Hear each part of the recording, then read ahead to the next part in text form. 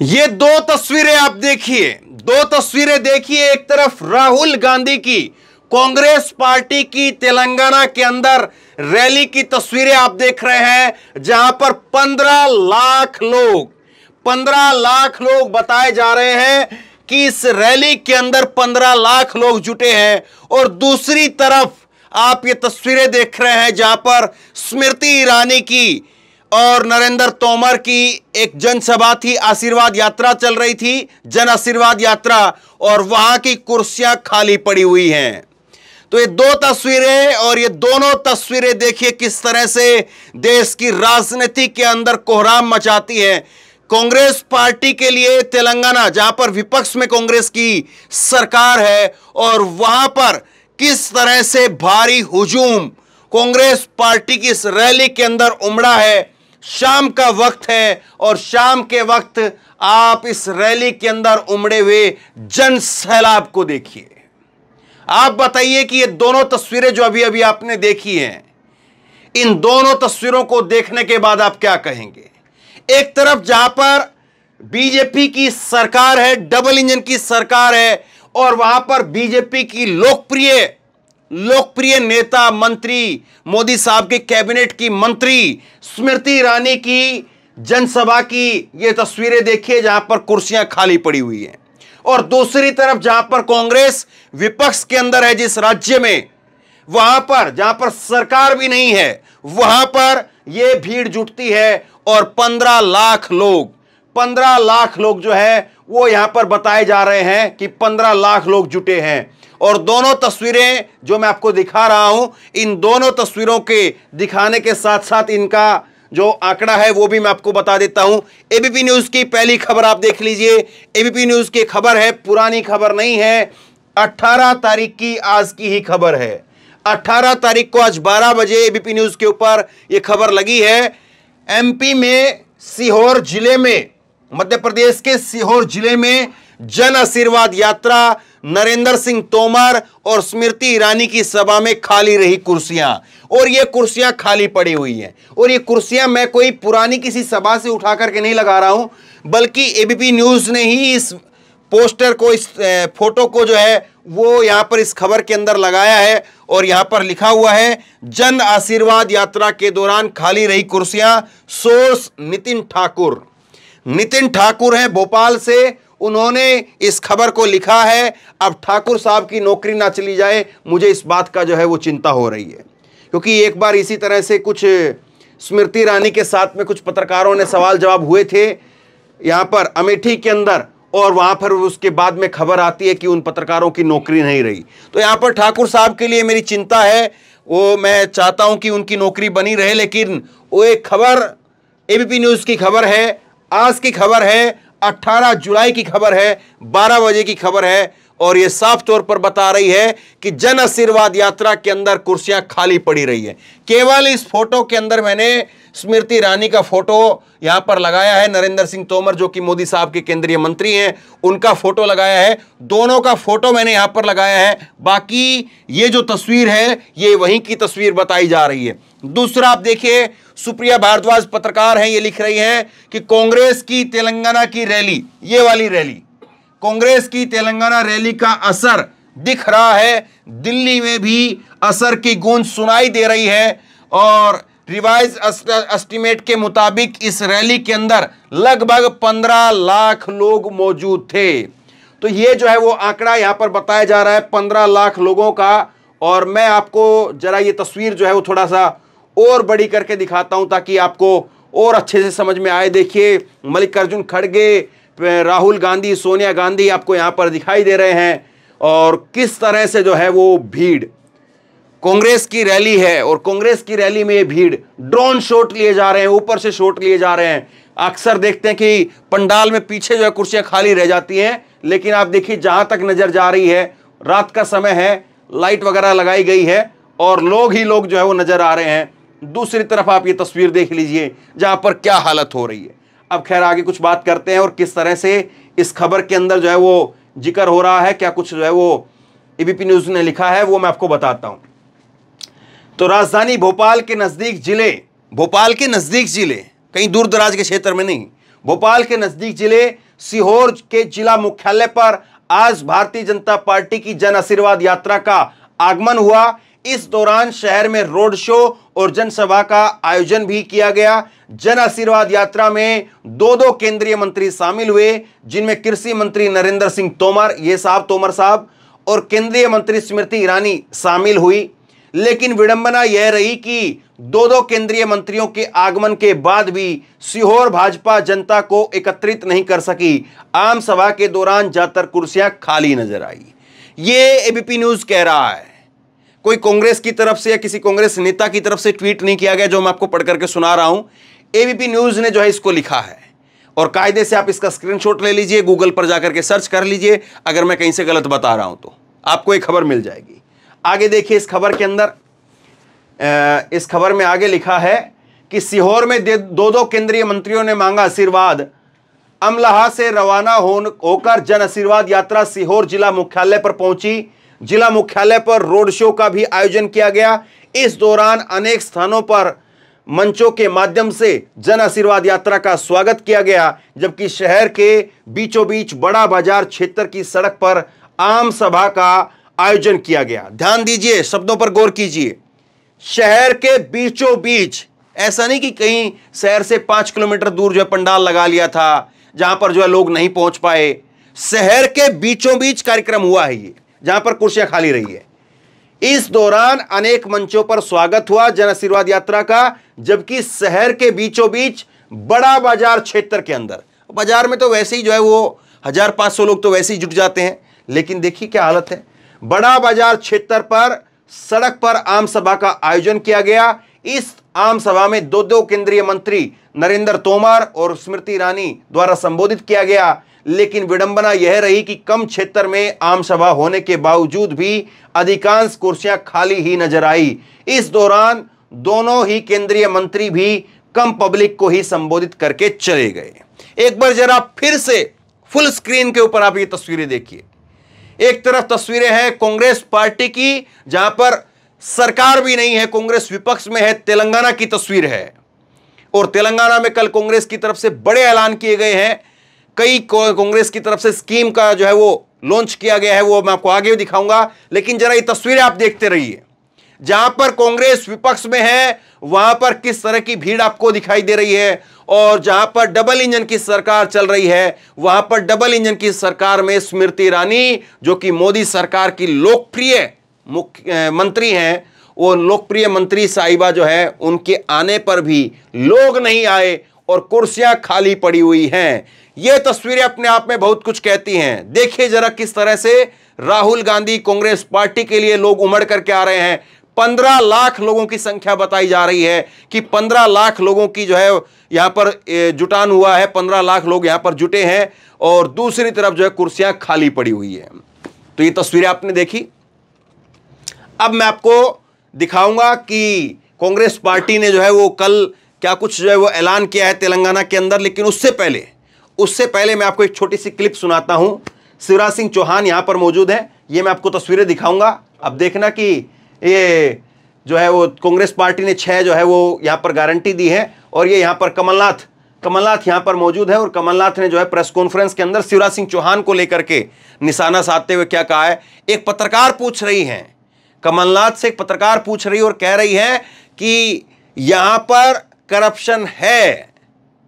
खुद एक पत्रकार कह रही है, सुनिए जरा पहले। कमलनाथ जी, ये सवाल आपसे है कि शिवराज सरकार में सब मामलों में भ्रष्टाचार और कमीशनखोरी चल रही है। इस बार सरकार में सब जगह, महाकाल लोक में तो उन्होंने 100% भ्रष्टाचार किया और कमीशनखोरी करी है। क्या आपकी सरकार आने के बाद इस भ्रष्टाचार के खिलाफ आप SIT का गठन करेंगे? देखिए, 15 महीने की हमारी सरकार थी, जिसमें से 2.5 महीने आप सब जानते हैं आचार संहिता लोकसभा चुनाव में गया, 11.5 महीने थे। हमने ये रास्ता नहीं अपनाया था कि ये इंक्वायरी शुरू कर दो, मेरे पास फुर्सत नहीं थी। पर एक बात आपको बता दूं, और ये मैंने कही है पहले, कि अब कमलनाथ 2018 के मॉडल नहीं है, अब 2023 के मॉडल है। तो कमलनाथ जो है वो यहां पर निशाना साध रहे हैं शिवराज सिंह चौहान पर, और कमलनाथ कह रहे हैं कि इस बार सरकार आएगी तो इस बार जांच भी होगी।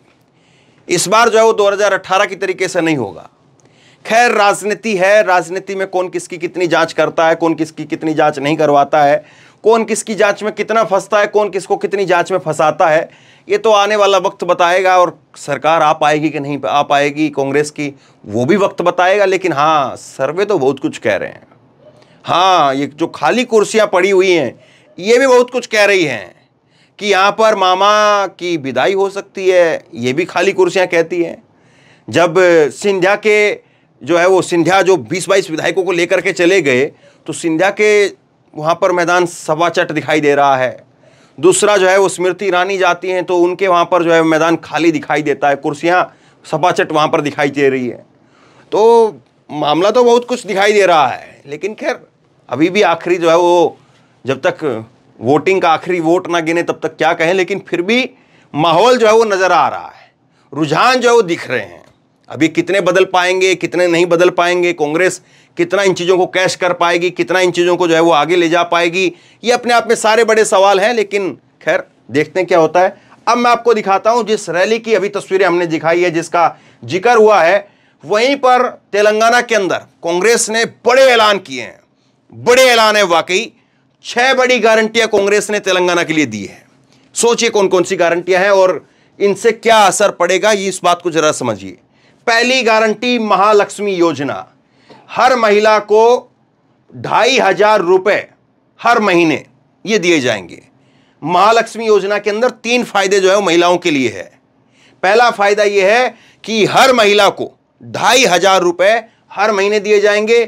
राज्य की महिलाएं बसों के अंदर फ्री यात्रा करेंगी और 500 रुपए में सिलेंडर मिलेगा। ये अकेले महिलाओं के फायदे के लिए है।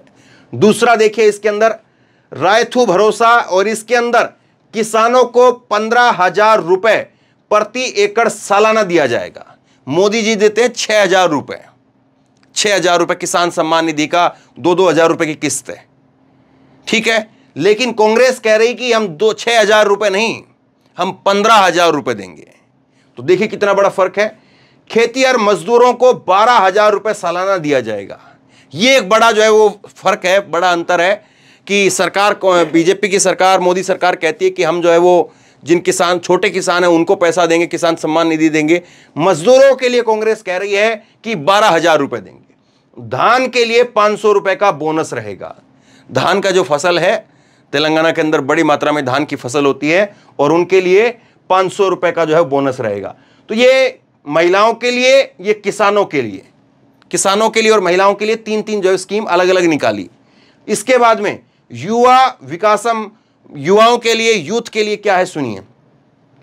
छात्रों की शिक्षा के लिए 5 लाख का विद्या भरोसा कार्ड, 5 लाख रुपए का विद्या भरोसा कार्ड दिया जाएगा।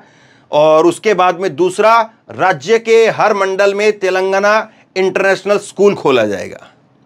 ये जो है वो युवाओं के लिए है। चौथा, इंदिरा अम्मा इंदलू, ये है, इसके अंदर जो फायदा दिया जाएगा, राज्य में आवास विहीन लोगों के लिए घर के लिए जमीन और 5 लाख रुपए की सहायता दी जाएगी। जो लोग बेघर हैं उन लोगों के लिए जमीन दी जाएगी और 5 लाख रुपए दिए जाएंगे ताकि वो लोग अपना उस जमीन के ऊपर अपना 1-2 कमरे का जो है मकान बना सकें। ये 5 लाख रुपए, तो 5 लाख रुपए बहुत बड़ी कीमत होती है।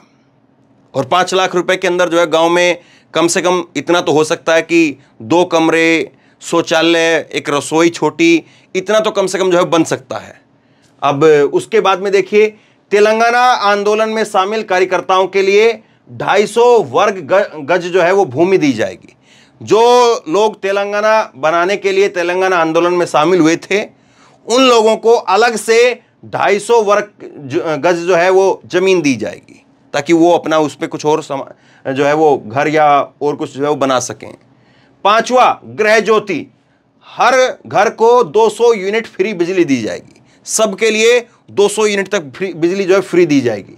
और उसके बाद में 6ठी गारंटी जो है वो दी जा रही है, और 6ठी गारंटी है जिसके अंदर कहा गया है चैथवा योजना, और इसके लिए बुजुर्गों को 4,000 रुपए पेंशन वो दिया जाएगा। 10 लाख रुपए का राजीव आरोग्य श्री बीमा ये जो है वो दिया जाएगा।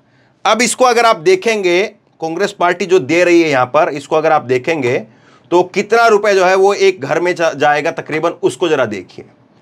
सबसे पहले यहां से शुरुआत करते हैं कि बुजुर्गों को 4,000 रुपये मिलता है। तो किसी परिवार के अंदर हम ये मानते हैं कि 2 पति पत्नी हैं, 2 बच्चे हैं और 2 उनके माता पिता हैं, तो 4,000 के हिसाब से बुजुर्ग पेंशन योजना के हिसाब से 8,000 रुपये माता पिता के बुजुर्ग पेंशन के हो चुके, 8,000 रुपये। उसके बाद में 200 यूनिट फ्री बिजली है। 200 यूनिट फ्री बिजली का मतलब ये हो गया कि 1,600 रुपये जो है वो बिजली का बिल माफ हो गया।